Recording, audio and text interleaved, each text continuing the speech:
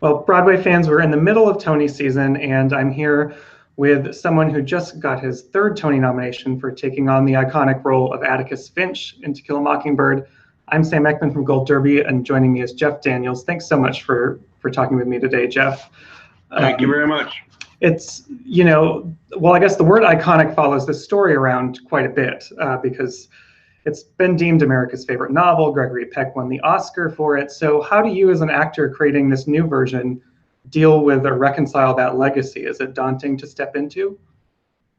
Well, you tip your hat to him and all that he achieved with that success, and then you hit the delete button and you let it go.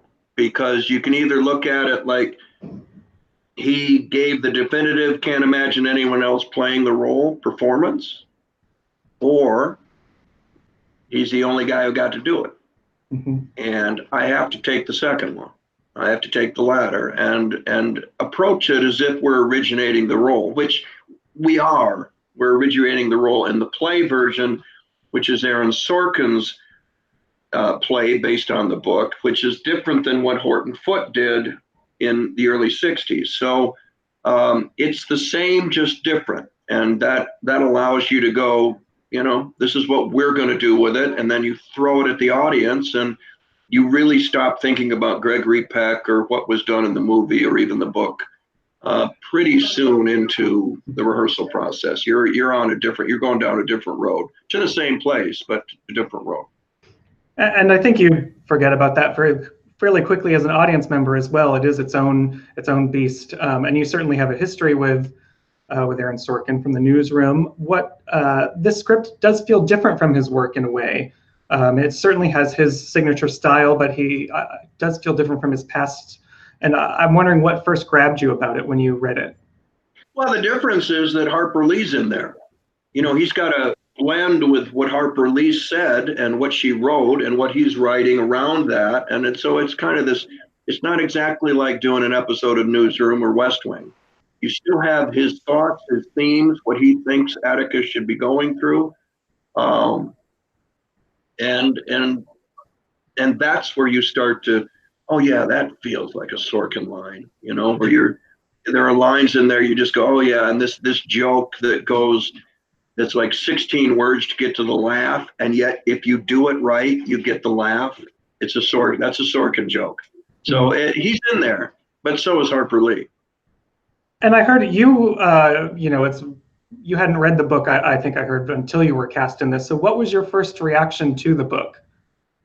Well, you'd heard that he was an iconic hero, American hero, fictional, but still, right up there with Washington and Lincoln. And I mean, that's how people think of him. Mm-hmm.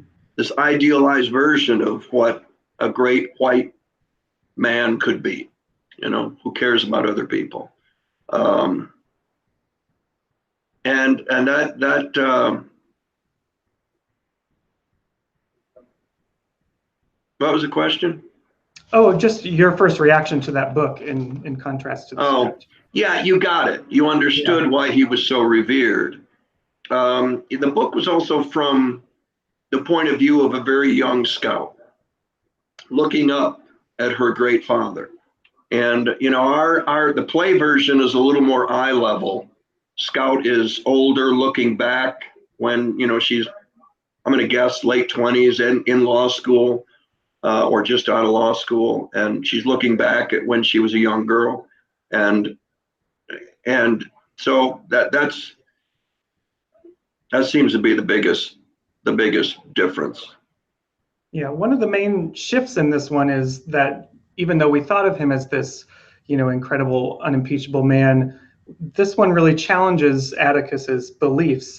So what are sort of the defining traits for him in your version? Well, he believes in, much like in the book, there's goodness in everyone. You just have to care enough to look for it. But we're finding out that he's a bit of an apologist. We play him not as a great iconic hero. We play him as a small town lawyer who handles land dispute service agreements, foreclosures, and he can write a will. And one day the judge comes over to his house and asks him to represent this black man who's been accused of raping a white girl. and the evidence is 100% that he's innocent.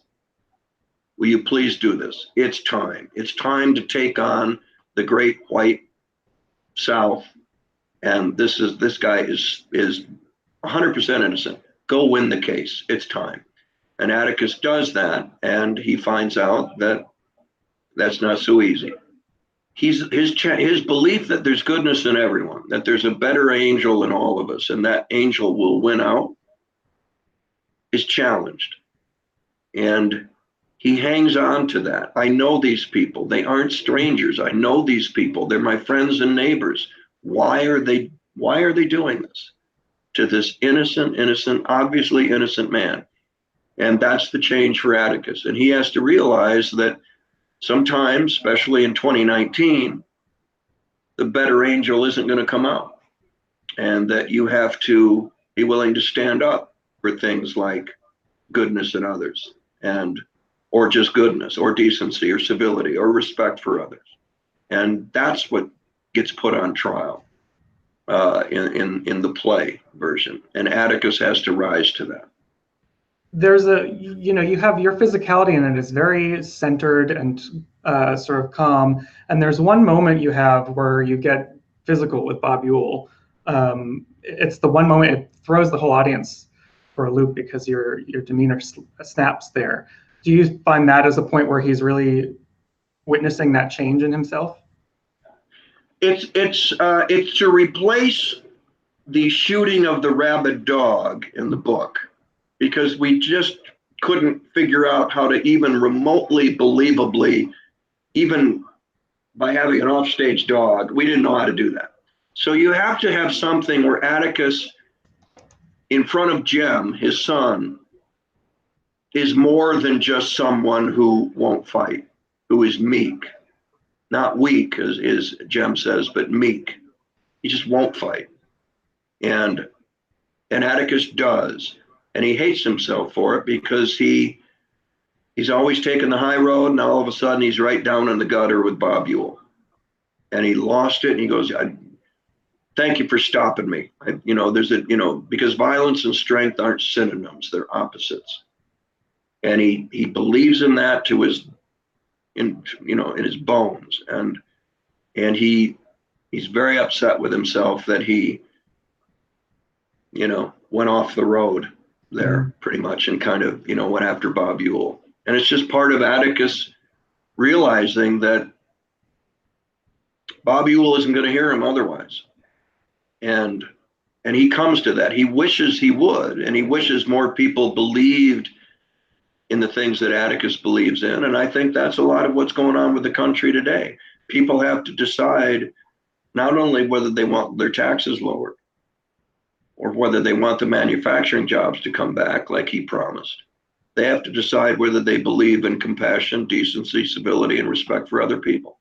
And class, integrity, truth, the rule of law.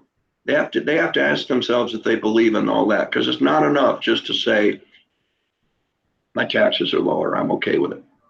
Not enough. You got to own all of it. And I think that's what Atticus is faced with in the play. I'm glad you mentioned the children, because the kids, especially Scout, but the three kids are really just as much of a protagonist in the piece as Atticus is. And it's wonderful watching you interact with them in the way and seeing what they pick up on from him, especially with Celia Keenan Bolger as Scout. Your relationship is phenomenal. How did you go about building that foundation together with her?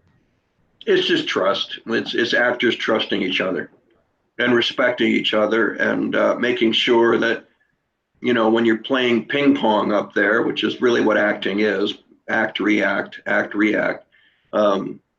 it's just actors listening to each other. And once, that's kind of how I work anyway.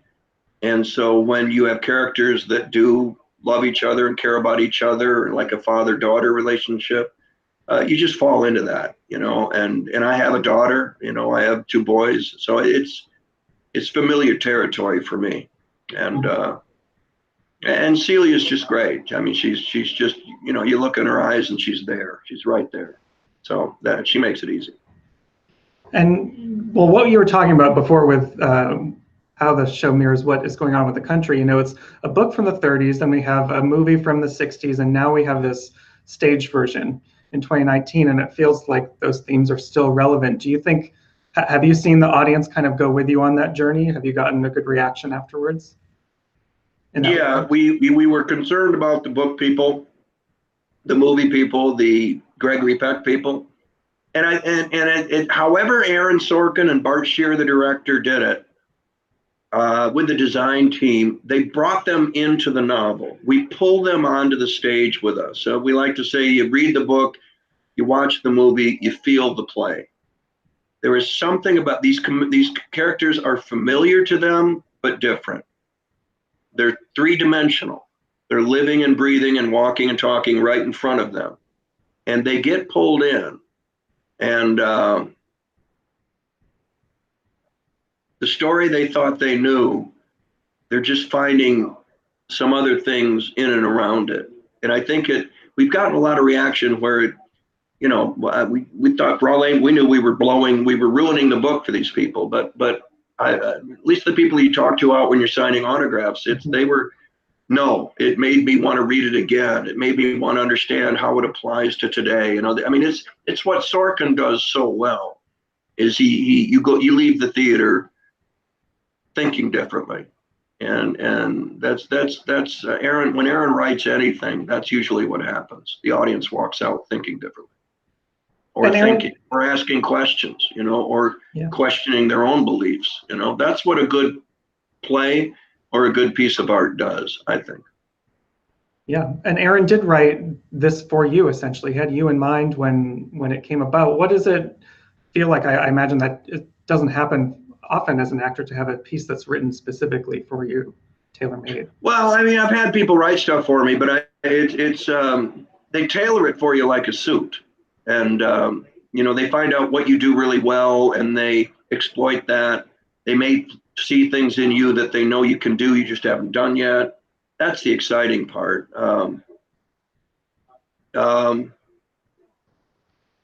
But when he came and said, I want you to play Atticus Finch on Broadway, as someone who came up through the theater, who goes back to the theater, who has his own theater in Michigan, I knew even before he sent the script that it was, with him writing it, that it was the role of a lifetime. And to be able to get the role of a lifetime in your 42nd year of doing this, that's not how they draw it up in Star School. And I'm glad you mentioned that theater in Michigan. You have the Purple Rose Theater, which you helped found. And why was that important to you? Because you have such a theater background. This is where you come from. So what led to the creation of that theater? It's just what I do. And it's what I've always done. And I'm good at it. And so I just kept doing it. And then I wanted to be a playwright. And while we were raising our family back in Michigan, and there was a building. We bought the building. What if I bought it and we made a theater and we got actors, like Circle Rep off Broadway, which did a lot of new American plays when I was there in New York. I wanted to do that. I wanted to create that world, not just for me, but for that 21-year-old kid that didn't have a Purple Rose Theater Company when he left Michigan in 1976 to go to New York. I want that kid. I want him or her to have a Purple Rose where they can learn what they need to know so they're better prepared going in. Or just take this regional theater that we are, professional regional theater, and do New York quality work because of the things I've taught them and the company that they are, and this group of actors and designers and directors and writers who are all working out of the same playbook, the same manual. That's the definition of a company, which is different than going on a movie or even into a play like Mockingbird, where you've got all these different styles and different processes and all this stuff. It's a really special thing. We're almost 29 years old, so we've got it down now, and it's really going well. That's great. And now they can look up to you. You're someone who has kept theater as a part of your life always, but you oscillate between stage and screen projects fairly often. Is it hard for you to carve out time? Like you're signed up for this for a year for To Kill a Mockingbird, Is it hard? Yeah, well, it's Atticus Finch. So I knew when we opened previewed in November, opened in December, that just to get to the Tonys was almost eight, was into your eighth month. So you got to get nominated. You'd like the play to be nominated, which it wasn't, but that was on the table. You can get to the Tonys. And then after that, it's 4.5 months, and it's Atticus Finch. And I'm in my 7th month here in May, and I still have the attitude of I get to do it, I don't have to do it. And for any job, especially one as intense as this one, if I can hang on to that all the way to the end, I'll be in great shape. I think I will. I'm still enjoying it. I get to play Atticus Finch on Broadway. That is a big deal, and it's not lost on me. Yeah. Well, the Tony nominators certainly loved it because you got a very well-deserved nomination, and it's your 3rd time. So how is it different now from back your first one with God of Carnage? What is it like now going through the Tony season? It's always it's always a good thing to be invited to the party. You can't go to the party unless you get invited. You can't, it's like getting a date to the prom. Now you got to get a dress, that you got to get invited. So once you get invited, then you start to hang around all this great work, all these people. We've been having these functions and parties, and you're hanging out with the people from Hadestown and Cranston and the Ain't Too Proud people, and Laurie Metcalf's walking around. It's just to be a part of a season of great work. They can't take that away from you, and it's a special feeling. So, sorry, my light turned off for a second there. Well, that is a special feeling. Thank you so much for joining me, Jeff. It's been a true pleasure, and I wish you the best of luck with the rest of your run and with the Tonys in June. Thank you very much. Everyone still watching at home, make sure to hit subscribe for Gold Derby and keep in touch with all of our updates this season. Thank you again, Jeff. You bet.